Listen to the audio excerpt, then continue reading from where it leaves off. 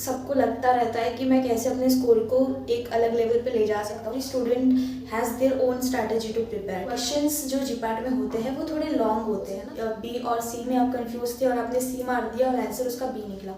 And mark my words, आपका score आपको improve होते हुए दिखेगा। Hello everyone, welcome back to simple pharma basics. This is Aarti.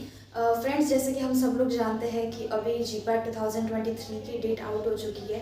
It's on 22 May and nearly about एक महीना बाकी है सबके पास में कि जब आप लोग उसको प्रिपेयर कर पाओ।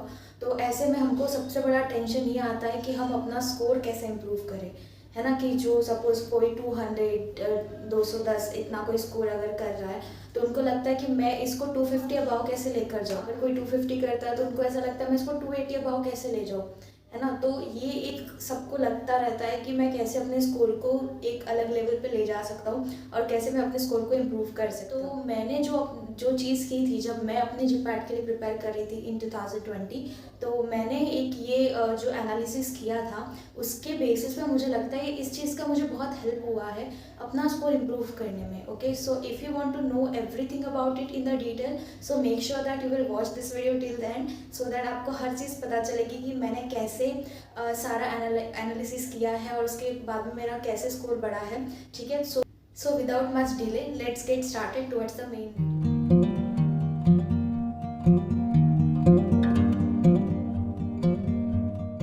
आपको अपना जो स्कोर है उसको इम्प्रूव करने के लिए सिर्फ 3 चीज़ें करना है। ओके, फर्स्ट इज़ रिवाइज, क्योंकि अभी आप इस मोमेंट पे हो अपने जीपैट प्रिपरेशन के कि अभी आप कुछ भी न्यू नहीं पढ़ोगे। ठीक है, आपने जो अभी तक के नोट्स बनाई है ना, या जो आपने अभी तक पढ़ा है आप उसी को रिवाइज करोगे। ओके, तो first step is revise. Second step is test. आप लोगों ने बहुत सारी मॉक टेस्ट ज्वाइन की होगी, कहीं पे किसी ने कोई टेस्ट सीरीज लगाई होगी, है ना, कोई सब्जेक्ट वाइज कर रहा होगा या कोई किसी बुक से कर रहा होगा। ठीक है, तो सेकंड स्टेप है आपका टेस्ट और थर्ड स्टेप है एनालाइज। एनालाइज कैसे करना है उसके लिए हम वीडियो में आगे बात करते हैं। तो ये 3 स्टेप है, revise, test, analyse and repeat, that's it. ठीक है, आप अपना रिवाइज करो, उसके बाद में आप टेस्ट लो, उसके बाद में आप उसको एनालाइज करो। एनालाइज करने के बाद में आपको जो भी प्रॉब्लम्स नज़र आते हैं उसको ध्यान में रखते हुए आप फिर से रिवाइज करो। ठीक है, तो इन तीनों स्टेप्स के बारे में बात करते हैं। आपने जब अपनी जीपैट के लिए नोट्स बनाई हैं, जो मैंने एक वीडियो डाला था नियर अबाउट 2 साल पहले आई थिंक डाला था वीडियो, तो उसमें मैंने अच्छे से बताया है कि आप कैसे अपनी जो नोट्स है उसको प्रिपेयर कर सकते हो। तो उस तरीके से अगर आपने नोट्स प्रिपेयर किया तो that is well and good. नहीं भी उस तरीके से किया, किसी और भी मेथड से किया, बट अगर आपके पास अपनी नोट्स है तो आपके लिए रिवीजन करना बहुत ही ज़्यादा ईजी हो जाता है। ठीक है, अदरवाइज अगर आपने कोई और स्ट्रैटेजी फॉलो की है, because every student has their own strategy to prepare. ठीक है, तो अगर ऐसा कुछ है तो आप अपनी अलग तरीके से रिवाइज करो, लेकिन रिवीजन मस्ट है। एक बार आपने रिवीजन कर ली उसके बाद में आपको टेस्ट अटेम्प्ट करते हो आप। आई वुड सजेस्ट कि जितना हो सके आप टेस्ट को जो है, अभी आपको ये भी पता चल गया है कि आपका जीपैट का एग्ज़ाम किस टाइम पे रहने वाला है, कि कौन से कितने बजे आपका एग्ज़ाम रहने वाला है ये आपको पता है। तो ट्राई करो कि उस टाइम पे आप अपनी एक हैबिट बिल्डअप कर लो टेस्ट देने की। ठीक है, और टेस्ट जो भी आप अटैम्प्ट कर रहे हो उसको आप अगर पॉसिबल है तो कंप्यूटर पे करो, क्योंकि लास्ट में आपको जो एग्ज़ाम देना है वो कंप्यूटर पे होने वाला है। अगर आप अभी सिर्फ बुक में से कर रहे हो that is not as much as effective as the screen, because screen पे देख के पढ़ने की जो एक हैबिट होनी चाहिए, क्योंकि क्वेश्चंस जो जीपैट में होते हैं वो थोड़े लॉन्ग होते हैं ना, थोड़े कॉम्प्लेक्स क्वेश्चंस होते हैं as compare to NIPER exam, तो उसमें हमको वो समझना ज़रूरी है।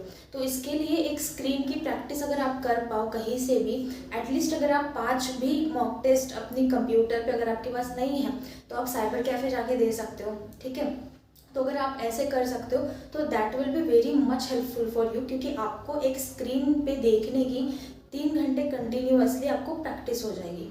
ओके, और ट्राई करो कि मोबाइल के बजाय आप कंप्यूटर पे ही सॉल्व करो। बट अगर आपके पास नहीं है तो कोई बात नहीं, आप अपनी जो प्रिपरेशन है उसको फिर भी कर सकते हो विदाउट कंप्यूटर भी। ओके, तो पहली बात ये होगी कि आपको टेस्ट अटैम्प्ट करनी है। पहली बात तो थी कि रिवाइज करना है एकदम अच्छे से, उसके बाद आपको टेस्ट अटैम्प्ट करनी है और वो भी सीरियसली 3 घंटे बैठकर वहाँ पर टेस्ट अटैम्प्ट करनी है। ऐसा नहीं कि 1 घंटा किया बीच में से उठ गए, मन नहीं किया, फिर डिस्ट्रैक्शन हो गया, तो ऐसे मत करना। ठीक है, 3 घंटे बैठो, अच्छे से अपना टेस्ट सॉल्व करो, उसके बाद में आप उसके जो एक्सप्लेनेशन मिलता है आपको ओके, उसको आप देखो कि एक्सप्लेनेशन में हमको क्या मिल रहा है। वैसे हमने टोटल 2 फ्री मॉक अपने ऐप पर भी दी है, एसपीबी एकेडमी के ऐप पर। आप अगर प्ले स्टोर पे जाओगे तो वहाँ से आप हमारा ऐप भी डाउनलोड कर सकते हो और वहाँ से भी आप अपनी फ्री टेस्ट कोई 2 टेस्ट सॉल्व कर सकते हो, ठीक है। तो ये था, ये बात थी टेस्ट के रिलेटेड कि आपको एकदम ही सीरियस होकर टेस्ट देना है, जैसे कि आप अपना फाइनल एग्ज़ाम दे रहे हो, ओके। उसके बाद में आपको आराम से शांति से बैठ के उस टेस्ट के एक्सप्लेनेशंस को देखना है, ठीक है।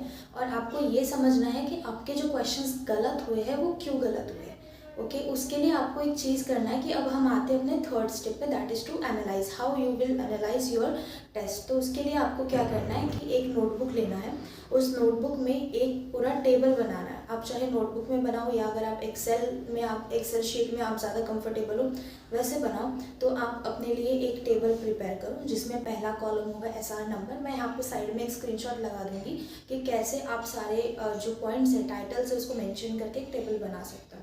तो आपको पहला है SR number, that is serial number कि कौन से नंबर की टेस्ट है। उसके बाद में आपका आएगा कि नेम क्या है, जैसे mock test 1, mock test 2।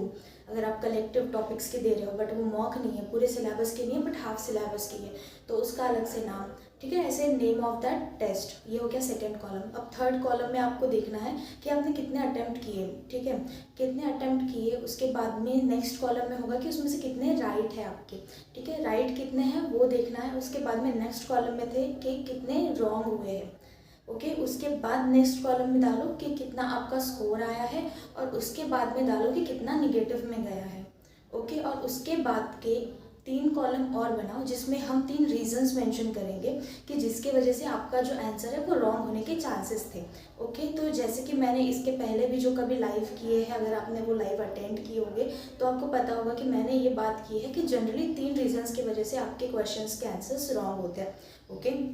1 reason is कि आपने क्वेश्चन ही ठीक से समझा नहीं था, है ना, या फिर क्वेश्चन आपने पढ़ा ही गलत था। कभी कभी वो नॉट ऐसे लाइक 2 बार निगेटिव चीज़ देख के वो आंसर पूछ लेते, तो उस केस में आपको क्वेश्चन नहीं समझा। सेकंड रीज़न ये हो सकता है कि लाइक आपकी रिवीजन उतनी नहीं थी, तो इसलिए आप कंफ्यूज हो गए बिटवीन 2 और मोर ऑप्शंस, लाइक 4 में से 2 में आप कंफ्यूज हो गए कि ये होगा या ये होगा। तो दैट इज़ द केस कि जब आपकी रिवीजन ठीक से नहीं है, ओके। और थर्ड केस वो है कि वो बिल्कुल ही अननोन टॉपिक था आपके लिए, लेकिन फिर भी आपने उसको अटेम्प्ट किया, ओके। टॉपिक अननोन नहीं हो सकता है बट हो सकता है कि वो क्वेश्चन में जो पूछा गया है वो आपने कभी पढ़ा ही नहीं, ओके। तो इस केस में ये 3 रीजंस है और ये तीनों रीज़न आपको नोट डाउन करना है एक एक कॉलम में हेडिंग देके, ओके। 3 कॉलम बना लो रीजंस के कि क्यों रॉन्ग हुआ है। पहले कॉलम में लिख लो कि question not red properly, okay, या फिर question not understood. Second column में लिख लो कि कंफ्यूज्ड, मतलब कि आपकी रिवीजन ठीक से नहीं थी, कंफ्यूज्ड या फिर नॉट रिवाइज्ड प्रॉपरली। और थर्ड में लिख लो अननोन, ठीक है। ये 3 कॉलम आप कर लो और इसमें आप जब भी आपके सपोज आज अगर आपके 30 क्वेश्चन रॉन्ग हुए हैं आज के मॉक टेस्ट में, तो आपको क्या करना है, आपको देखना है कि कितने ऐसे क्वेश्चंस हैं जो पहले कैटेगरी में बैठते हैं, मतलब कि कितने ऐसे क्वेश्चन हैं जो आपने विदाउट रीडिंग प्रॉपरली, अगर वो क्वेश्चन आपको रीड ही नहीं किया आपने और वैसे अटेम्प्ट कर लिया, ठीक है। ये जनरली उन लोगों के साथ होता है जो काफ़ी गड़बड़ में एग्जाम देते हैं या जिनका कॉन्सेंट्रेशन ठीक से होता नहीं है, तो वो आती हुई चीज़ें गलत करते हैं जिसको फिर वो सिली मिस्टेक्स बोलते हैं, ओके। तो ये पहला रीज़न है, उसमें आप लिख लो सपोज 30 में से 5 क्वेश्चन ऐसे थे जिसमें आपको ऐसा लगा कि आपने क्वेश्चन ही ठीक से नहीं पढ़ा था या क्वेश्चन ही आपने समझने में गलती कर दी, तो वहाँ पे लिख दो 5 उस टेस्ट नंबर के आगे। उसके आगे सेकेंड कॉलम में हमने लिखा था कि हम कंफ्यूज थे, रिवीजन प्रॉपरली नहीं हुई। अब आप इस केस में क्या हुआ कि आपने क्वेश्चन तो ठीक से समझ लिया लेकिन आपके जो ऑप्शन है उसमें आप 2 ऑप्शंस में कंफ्यूज हो गए, दैट इज़ 50-50 आपका चल रहा था, या फिर आप 3 ऑप्शन में कंफ्यूज हो गए। ये तो बहुत हाईली केस है कि इसमें आप लाइक बहुत कम लोग इसमें चांस लेते हैं कि हम लोग 3 अगर ऑप्शन में कंफ्यूज है कि हम इसका आंसर मारे या ना मारे, ठीक है। अगर 2 में कंफ्यूज है तो आप वो लिख दो कि आप 2 में कंफ्यूज थे बिटवीन सपोज बी और सी में आप कंफ्यूज थे और आपने सी मार दिया और आंसर उसका बी निकला। और ऐसे ही चीज़ को आप लिख दो कि रिवाइज नॉट प्रॉपरली में, सपोज ऐसे अगर आपके 10 क्वेश्चन हुए हैं तो लिख दो 10, ठीक है। 15 का सॉर्ट आउट हो गया। अब 15 ऐसे क्वेश्चन बचे हैं जिनको आपको बिल्कुल पता ही नहीं था, कि ये क्वेश्चन का मतलब आपने कभी इसको देखा ही नहीं था, इसके बारे में सुना ही नहीं था, बट फिर भी आपने एक चांस लेने के लिए उसको टिक मार्क कर दिया। ओके, तो ऐसे भी क्वेश्चन को आपको नोट डाउन करना है, इनका नंबर क्या है। और इसके बाजू में आप चाहो तो एक और कॉलम बना सकते हो अदर करके, कि इसका रीज़न समथिंग एल्स है, इन तीनों में से नहीं है, वो रीज़न क्या है वो आप अपना मेंशन कर सकते हो। ओके, और वो रीज़न क्या है वो आप मुझे कमेंट में भी बताओ, ताकि मैं जब इस वीडियो का अपग्रेडेड वर्जन बनाऊँ तब उसमें मैं वो मेंशन कर सकूँ रीज़न, क्योंकि फ़िलहाल तो भी मुझे ये 3 रीज़न लगते हैं जिस वजह से आपके जो आंसर्स है वो रॉन्ग होते हैं। ओके, तो आपको ये बात यहाँ ध्यान में आ रही होगी कि ये टेबल बनाने के पीछे का मेन पर्पस क्या है, कि 2 चीज़ें हैं। एक तो आपको अपनी स्ट्रैटेजी पता चलेगी कि कितने क्वेश्चन सॉल्व करने के बाद आपका कितना % रॉन्ग होता है और कितना आपका स्कोर बन पाता है। ठीक है, हमारा जो अल्टीमेट एम है एग्जाम में that is to score maximum. Okay, फिर चाहे वो हम ज़्यादा क्वेश्चन सॉल्व करके करें या फिर कम क्वेश्चन सॉल्व करके कम रॉन्ग आंसर करके हम अच्छा स्कोर करें, या फिर ज़्यादा क्वेश्चन सॉल्व करके हम अच्छा स्कोर करें। The ultimate aim is to score good in the exam. Okay, तो ये जो चार्ट है इससे आपको 2 चीज़ें पता चल रही है। एक कि आपकी स्ट्रैटेजी क्या होने वाली है, आपने कितनी आपका सेफ जोन है। जैसे कि बहुत बार स्टूडेंट्स मुझे पूछते हैं कि मैम कितने सॉल्व करना चाहिए। ओके, तो ये डिपेंड करता है, सब अलग अलग सॉल्व करते हैं। कोई लोग 100 तक जाते हैं तो कोई लोग 70 तक ही जाते हैं सॉल्व करने के लिए। तो ये जो है कि आपने कितना सॉल्व करना चाहिए ये चीज़ आपको पता चलेगी। ठीक है, अब ये कैसे पता चलेगी वो मैं बताती हूँ। और सेकेंड चीज़ जो आपको पता चलेगी वो कि आपका निगेटिव में कितना जा रहा है। ओके, क्या आप लोगों ने एक चीज़ कभी रिलेट की है कि जब हमारे हाथ में हम लोग कैश होता था, ठीक है, पैसे नोट जब होती थी पैसों की, तो हम उसको बहुत सोच समझ के खरीदते थे। ठीक है, बहुत सोच समझ के खर्च करते थे। बट जैसे ही हम लोग डिजिटल हो गए, जैसे ही हमारे अकाउंट में करेंसीज होने लग गई, तो हम लोग ऐसे खर्चते हैं जैसे कि ये पैसा हमें कोई दे रहा है। ठीक है, तो ये एक बात होती है कि जब तक कि आप नोट डाउन नहीं करोगे, जब तक कि आप रियलाइज़ नहीं करोगे कि आपके जो आंसर्स है उसमें से कितने रॉन्ग हो रहे हैं और वो रॉन्ग की वजह से आपका स्कोर कितना डिक्रीज़ हो रहा है, जब तक कि आप ये बात को अपने दिमाग में रियलाइज़ नहीं करोगे तब तक कि आप वो निगेटिव मार्किंग को सीरियसली लेके सॉल्व नहीं कर पाओगे। ठीक है, तो इसके लिए अगर आप नोट डाउन करते हो तो आपको अपने आंखों के सामने दिखेगा कि कैसे मतलब कैसे आपके मार्क्स जो है वो माइनस में जा रहे हैं। और फिर आपका दिमाग ऑटोमेटिकली इस चीज़ पे काम करने लगेगा कि इन तीनों चीज़ों में से, अब जैसे कि मैंने आपको स्ट्रैटेजी का बोला था, सपोज जो हमारा लास्ट वाला कॉलम है जिसमें हमने लिखा कि अननोन क्वेश्चंस को हमने टिक किया, तो अननोन क्वेश्चंस के अगर आपके नंबर ज़्यादा है रॉन्ग होने के, तो आपको ये समझ जाएगा कि आपने क्वेश्चंस कम सॉल्व करने चाहिए, बिकॉज अभी भी कुछ चीज़ें हैं जो आपके लिए अननोन है। ओके, तो उस केस में आपको समझ आएगा कि मुझे ये क्वेश्चंस जो है इसको कम सॉल्व करना है, ताकि मेरा जो नेगेटिव जा रहा है वो इतना ना जाए। ओके, अब सेकंड चीज़ है कि अगर आपको लगता है कि आपकी रिवीजन कम हो रही है और वो भी पर्टिकुलर किसी टॉपिक में, लाइक हर बार ही आप ANS के क्वेश्चंस रॉन्ग कर रहे हो, हर बार ही आप सपोज नेम रिएक्शंस के क्वेश्चन रॉन्ग कर रहे हो, तो आपको ये लगता है कि अगर मैं इसको थोड़ा और पढ़ूंगा या पढ़ूंगी तो ये जो 50-50% का जो मेरा रेशियो है वो कम हो जाएगा, और उसके बाद में मुझे एक इसका लाइक एक शॉर्ट आंसर मुझे इसका मिल पाएगा। तो उस केस में आप सेकेंड फैक्टर पे काम करोगे कि रिवीजन बढ़ाओगे। अब अगर आपको लगता है कि आपका फर्स्ट फैक्टर ज़्यादा रॉन्ग जा रहा है, कि आप क्वेश्चन ही ठीक से नहीं पढ़ रहे या क्वेश्चन ही ठीक से नहीं समझ रहे, तो आप अपनी प्रैक्टिस बढ़ाओ।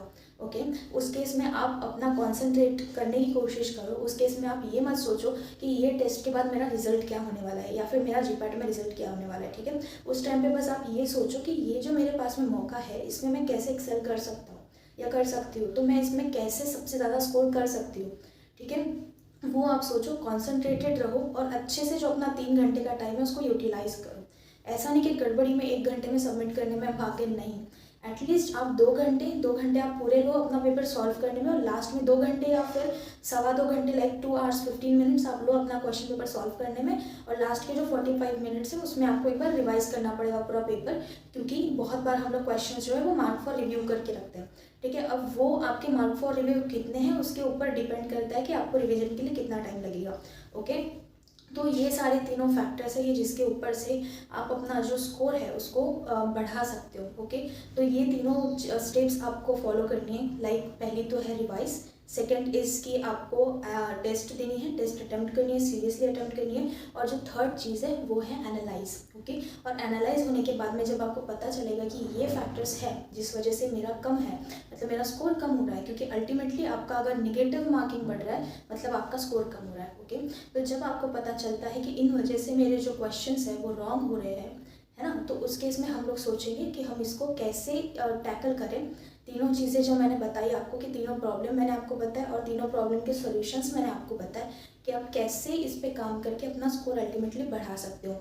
और अगर ऐसा है कि आप क्वेश्चन ही कम सॉल्व कर रहे हो, that is near about 60, 65, 70 question आप सॉल्व कर रहे हो और उसमें से आपके नेगेटिव हार्डली 10 जा रहे हैं, ठीक है, तो उस केस में आप सोच सकते हो कि अपना जो सॉल्व करने का जो एक है वो आप रेंज बढ़ा सकते हो। ओके, 70 से आप 80 पे जंप कर सकते हो। उसके बाद में आप एनालाइज करो कि आपका स्कोर बढ़ रहा है या कम हो रहा है ना, कि आप प्लस में जा रहे हो या फिर आप अननेसेसरी नेगेटिव मार्किंग कर रहे हो। अगर आपको लगता है नेगेटिव कर रहे हो तो अगर फिर से 1-2 मॉक देकर देखो, उसमें देखो कि क्या वो फैक्टर है जिस वजह से आप नेगेटिव कर रहे हो। और अगर आपको लगता है कि नहीं, आपसे ये नहीं होगा कि आप ज़्यादा क्वेश्चन सॉल्व करें, ये आपसे नहीं होगा, तो जो आपका प्रीवियस स्ट्रैटेजी था कम क्वेश्चन सॉल्व करने का, आप उसी पे फिर स्विच कर सकते हो। ओके, तो या this was my today's video. तो जो मैंने आपको स्टेप्स बताई है तीनों, उसको मैंने समराइज़ किया है कि पहले आप पढ़ो, रिवाइज करो। सेकेंड इज़ कि आप उसको टेस्ट दो, अटेम्प्ट करो और फिर उसको एनालाइज करो। एनालाइज करने के बाद जो आपको प्रॉब्लम्स लगती है उसको ध्यान में रखते हुए फिर से रिवाइज करो, फिर से टेस्ट दो, फिर से एनालाइज करो। यही चीज़ आपको रिपीट करनी है till your exam. And mark my words, आपका स्कोर आपको इम्प्रूव होते हुए दिखेगा। ओके, और अगर आपको सही में इस मेरी स्ट्रैटेजी से फ़ायदा होता है तो please let me know in the comment section, because आपकी हर एक चीज़ जो आप कमेंट करते हो ना, मैं हर कमेंट को पढ़ती हूँ।